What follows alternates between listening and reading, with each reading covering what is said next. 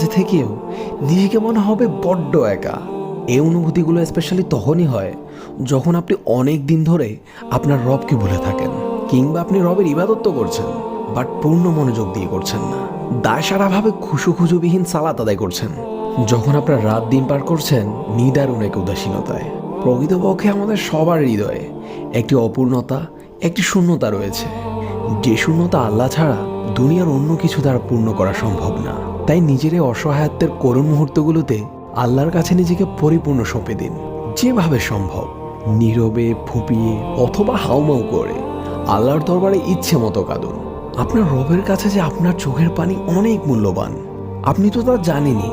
আল্লাহ তার পাপিষ্ঠ বান্দাদের শাস্তি দেওয়ার জন্য জাহান্নাম সৃষ্টি করেছেন, আর এই জাহান্নামে রয়েছে ভয়ঙ্কর আগুন যা বান্দার কলিজা পর্যন্ত ভেদ করে ফেলবে। আর এই আগুনকেই দুনিয়ার সাগর, উপসাগর, মহাসাগর সব কিছু দিয়ে নিভানো